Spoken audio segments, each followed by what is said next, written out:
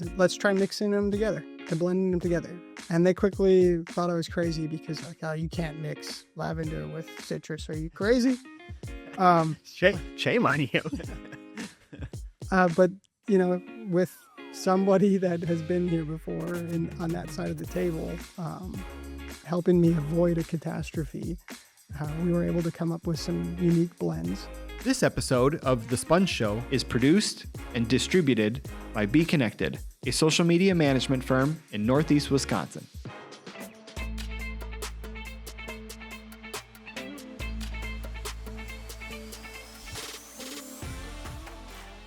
Thank you once again for joining us on The Sponge Show today. We are back with another great episode diving into the idea of product development and startup e-commerce world in today's heavily online shopping market world with a new product in a very specific industry, and just diving into the stories that go into how some of these brands and ideas come to life.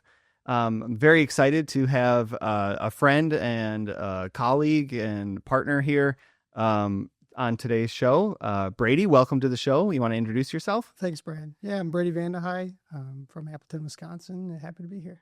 And Brady, tell me a little bit about what you do and what product that you are working on building, and then where you came from that led to that. Sure. So it was probably about 5 years ago. It was about this time of year when you're sitting on your couch watching TV and a commercial pops on, and it's a celebrity, and she's very scandalous, and there's a guy riding a horse on a beach chasing after her, and then it throws some big brand name in front of you, and I was like, wow, these are very strange commercials over and over and over again. It just ramps up to the nth degree during the holiday season too. And I couldn't help but think, like, I wonder if someone's ever tried to like spoof these or disrupt this industry in a non-luxury, non-sexualized way. And I kind of sat on that for a while and started to do a little bit of research about where we're headed, which is the fragrance industry, and learned that a $250 bottle of perfume does not cost $250 to make. And there's a big opportunity there from an economic standpoint to make some things happen. And so I started to kind of ponder on the idea of what if I were to make a down-to-earth brand fragrance. And my first thought was taking the humorous approach, something to make fun of all of that. And I kind of was figuring out, how do you get fragrance made? What goes into a scent? What are the actual chemicals that go into it? And how do you brand and how do you sell? And my background was in engineering, which has nothing to do with branding or fragrances, but it did have a lot to do with figuring how to get things done. And so that's where it started. But it probably allows you the idea of like knowing what you want and then working backwards to figure out like, okay, what goes into this? How does this come about? What's the formula for this? You know, that's where the engineering stuff plays in. Right. And more specifically than anything else, I have been working on the procurement side of things and how to figure out how to buy things for the last 10 years. So I was pretty good at calling people up saying, hey, where do you get this? How do you find this? Do you know anybody else? And kind of figured out how to get the supply chain put together pretty quickly. And after doing that, then it was about the sales channel. And as you know, started on looking at marketplaces, mainly Amazon and Etsy, and found that Etsy was a great place, very simple, very low cost to get started. And so I put my product up there about 2 years ago, and did what I think anybody else does and reached out to friends and family to say, hey, help me out here so I can get some reviews. Try my scent. Yes. But before that, I guess we brought up the scent. I had to figure out what I wanted to do, right? What kind of scent do we want to go in? And I think part of the chaos that comes around the fragrance industry is the scent description and figuring out what scent is yours. And there's all these theories about like, you know, this scent blends with your body chemicals and makes you smell like a king or whatever it might be. And I didn't really buy it. It might be true, but I didn't really buy it. And I think there's people like me that were just like, I don't, just give me something that smells good or that my wife thinks smells good on me. Right. And so what I decided to do was I did some research on what are the top selling scents in the US. And I worked with a fragrance house to say, can you make me some dupes or duplicates of these scents? And let's try mixing them together, to blending them together. And they quickly thought I was crazy because like, oh, you can't mix lavender with citrus. Are you crazy? Shame on you.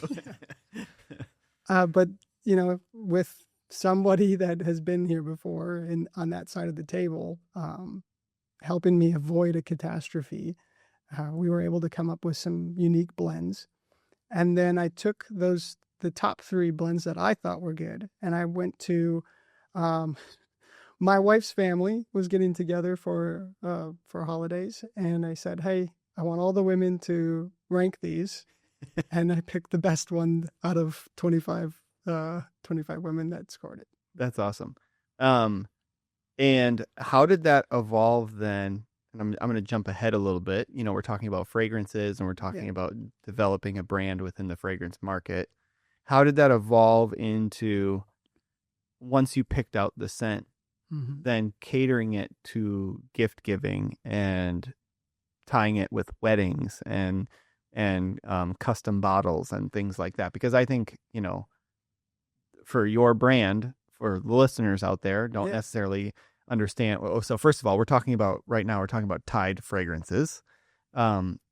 If you know anything about Tide, you know that it's not just like, oh, I want to buy my cologne. It's, I want to give a gift that will be lasting and that will be usually tied to weddings or fancy events, monumental events. So how did you then go from like, I want to create my own fragrance into I want to be in this market?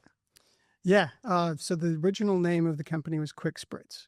It's just a goofy kind of off the tongue name that you were spritzing quickly. Yes, exactly. Very, very matter of fact. Yeah. And so we launched the product. It was one scent. There's no decision about whether or not you had to pick this woodsy or citrusy or marine type scents. It was like, hey, this is the one. You don't have to decide on that. Either you buy into the idea and we, put a performance or satisfaction guarantee on it, and all that jazz, or you don't. And what we found was I basically went in there and private labeled a bunch of different events. So birthdays, Christmas, Father's Day, weddings, everything else that you can think of that someone would possibly give a bottle of cologne to somebody else for. On Etsy. Yep. Yes. And what I found was that the wedding industry was not only the most attracted to the idea, but also what I felt some connection with, because you're enhancing a very important day in people's lives by giving a great gift, not just some cheeky, trash gift that they're going to put on the shelf and never use again, but something that you could actually say is enhancing the experience in the same way that you dress up for your wedding, smelling good and adding that to the link of the memory of the day. And then right around that time is when we met, when I was saying, hey, this is I think where we're going to go. And you said, well, what if we change the name to something that better resonates with what we're trying to do, which is tying together the memories of a wedding.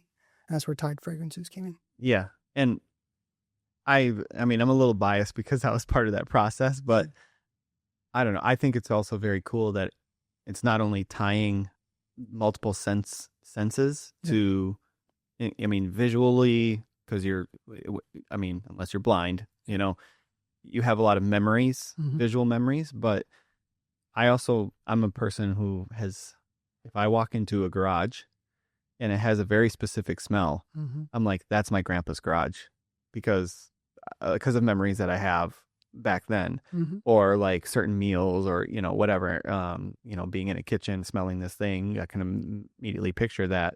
Yep. You're talking about tying a scent and a sense of smell in with those core memories of people, like a wedding, right?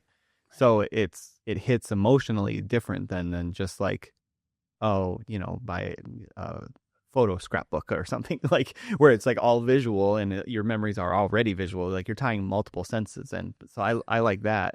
And you're tying that in. But then also because of weddings, Mm-hmm. people wear ties.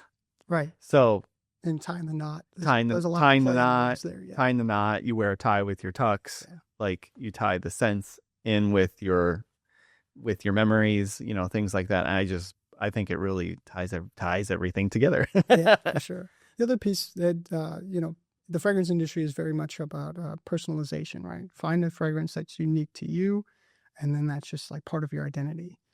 And so we didn't want to like completely abandon the personalization aspect. So, but instead of adjusting the fragrance, we adjusted the bottle to be personalized, and which is a really, common thing in the wedding gift space. But that adds another layer to it. And how can people personalize it? Like, what are the different variations and like all the different kind of?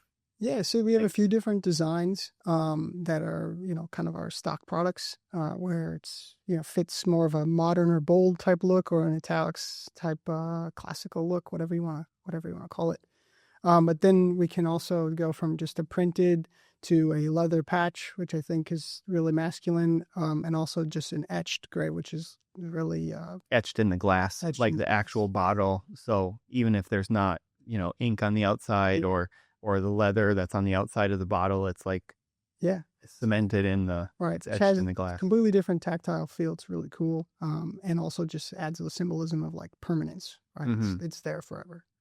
Yeah. What so now that you've explained, a couple of years ago, stepping into this, getting your feet wet with Etsy, going through a rebrand, I like developing the scent, developing the customization, all that sort of thing. What have you learned, and what do you think is like still yet to be grown into? Yeah, a couple different things come to mind. I started, part of me being, part of the reason I did this was to have a creative outlet, and that creativity could come out in the custom designs that I was doing for people. But from an economic standpoint or business model standpoint, it didn't make any sense, right? It was spending a lot of time going back and forth to try to sell someone a $50 or $60 bottle of cologne was not worth it, and it wasn't scalable. So I had to abandon both what people were buying as well as what I was finding value in, because it just didn't make sense from a business standpoint. Another thing was abandoning the other avenues that were somewhat, successful, whether it's birthdays or Father's Days or Christmas gifts, to just focus more narrowly on one industry and one niche, and that being weddings. And that involved, scrapping materials and getting rid of some things and chalking things up as a loss, which is tough to do if you're starting. You mean a lesson learned? Yeah. A lot. Yes. Yeah. But I think that we're headed in the right direction now. And it's about what do we want to do from a brand standpoint to take the next step. And so what we've been working on is launching a Shopify site, figuring out how to bring people in organically and inorganically through ads, and then also broadening that out so that what are the concerns that people have? Why aren't they buying? And one of the common ones with this product is they want to know what it smells like. So how do we address that? Because you can't smell through the computer screen, obviously. But if we could figure that out, yeah, we would be loaded. we could make scent a vision. So that's tough. That's tough. But I think that it's not impossible. And I know we talk about this quite often, but I have had some experience in a different industry, which was right around the time where people started selling mattresses online. And it had the same sort of hurdle where people were like, you're not going to buy a mattress that you can't lay on or feel online. And people have proven that wrong 100 times over. So I think that with the right strategy, we can figure that out. Yeah, I agree. Well, I feel very lucky to be on this journey with you and being able to partner up with you, because I think even just like going through the maturation of the brand and helping go from QuickSpritz to Tide and then seeing that whole online store come to life. It's like, it's turned into something quite legit. And, seeing some of the sales come in, and even, people, these are people we don't know. Right. But, it's exciting.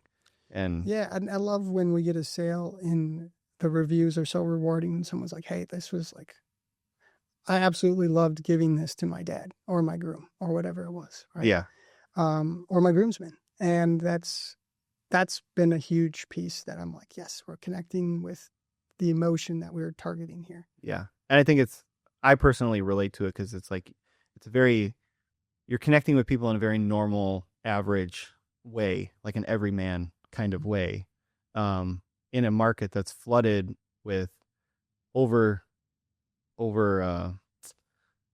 luxuriousness and, right. Like you talked about the over-sexualization of things and not to get into like any controversial subjects about that, but there's a lot of money and resources and things that go into just making things appear a certain way, when in reality, like, you can still connect with people emotionally, on an everyday standpoint, with days and senses that are very meaningful for them. Right. And I think that's really exciting. Yeah. I'm hopeful that we can, continue to grow the brand and more people will be aware of it. And I think once that flywheel starts spinning, this could really go somewhere. Yeah. And hopefully evolves into other products too that fit the bill. If people are interested in learning a little bit more about Tide, where should they go? TideFragrances.com. Otherwise, go see Brad at Be Connected. He's a better salesman than I am, I think. But well, I don't know about that. You have the engineering background. I'll just like get out a bottle and say, smell this. yeah, that's good. Yeah. But yeah, I think the other thing is that there are samples that could be sent out. I know from a business standpoint, it's costly to do that, but if we can initiate as much trial as possible, right. We've already had people that have gotten the sense and then come back and purchase the customized bottles. Yeah, that's really rewarding too. When people say, hey, this, I got this for my groomsmen. I got this for my husband for the wedding. It's his new favorite scent. Can I buy a refill? Can I get 7 more bottles? Whatever it might be. That's like, oh man, we got a good thing going. And if you want just like a very approachable scent to wear for your everyday use, in a scientifically proven way that like it is very very appreciated by many people, there are blank bottles that you can buy. Like, you don't have to spend to get the custom gift personalized bottle. If you go to tidefragrances.com, you can just get a blank bottle, and it saves you money actually, without paying $250 for a bottle of cologne. Right, you got it. Well, Brady, thanks for joining today on the Sponge Show, where we are all about telling stories and being sponges and learning as much as we can from other people and their journeys and everything. And I appreciate you being here. Thanks, Brad.